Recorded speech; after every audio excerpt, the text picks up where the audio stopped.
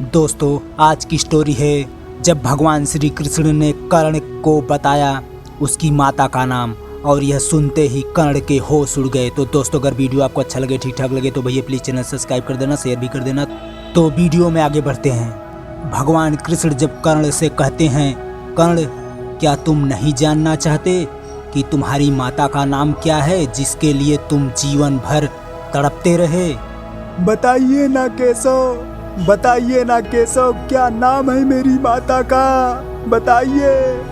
भगवान कृष्ण कहते हैं, ठीक है, अगर तुम में सुनने की हिम्मत है तो सुनो। कर्ण कहता है बताइए ना। कृष्ण कहते हैं तुम्हारी माता का नाम है। कर्ण कहता है रुक क्यों गए वासुदेव, बताइए, बताइए ना मेरी माता का नाम।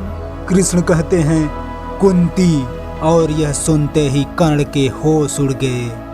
और फिर कर्ण गुस्से में नहीं। कृष्ण कहते हैं कर्ण मैंने कहा था तुम्हें अपनी माता का नाम सुनते ही तुम्हारे होश उड़ जाएंगे। दोस्ती और दुश्मनी के सारे रिश्ते ही बदल जाएंगे।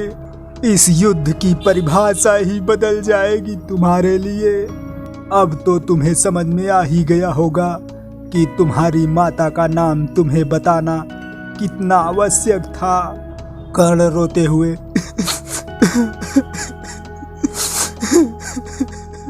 नहीं केशव, ये सत्य नहीं है। कृष्ण कहते हैं तुम कौनते हो? तुम पांडव हो और पांचों पांडव तुम्हारे भाई हैं। कर्ण कहता है ये सब सत्य नहीं है केशव, ये सब सत्य नहीं है। क्योंकि इसलिए आप ये सब कह रहे हैं। आप यह सब इसलिए चाहते हैं मैं पांडवों के साथ युद्ध ना करूं। कृष्ण कहते हैं बिल्कुल यही, क्योंकि मैं ये नहीं चाहता कि रिश्ते नाते खून में डूब जाएं, भाई भाई के खून से हाथ रंगे। कर्ण कहता है परंतु ये सत्य कैसे हो सकता है? यदि महारानी कुंती मेरी माता है, वह हर बार मेरे पास होते हुए भी मुझसे दूर क्यों रही? क्यों नहीं बताया कि पांडव मेरे भाई हैं? मुझे सारा जीवन भर अपनी ममता से वंचित क्यों रखा? हर बार मुझे कष्ट में घिरा देखकर वो चुप क्यों रही? भरे दरबार में जब सूत पुत्र कहकर मेरा तिरस्कार किया जा रहा था, उस समय वो भी तो वहां मौजूद थी। तब क्यों मौन धारण कर रखा था उन्होंने? तब क्यों नहीं सबके सामने ये रहस्य खोला कि मैं सूत पुत्र नहीं बल्कि उनका रक्त हूँ, पांडव हूँ मैं, पांडव।